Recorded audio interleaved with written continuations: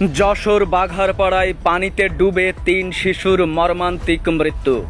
বাঘারপাড়া থেকে হৃদয় হাসানের পাঠানো তথ্য এবং ছবিতে থাকছে বিস্তারিত।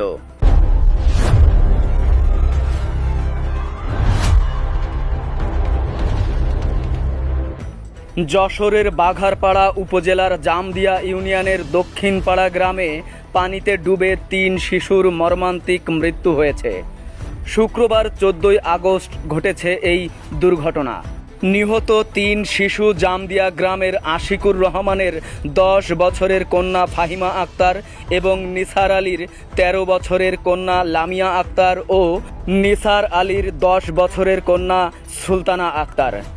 স্থানীয় সূত্রে জানা যায়, শুক্রবার ৩ শিশু বাড়ির পাশের পানিতে নামলে এক পর্যায়ে তারা অনাকাঙ্ক্ষিতভাবে পানিতে ডুবে যায়।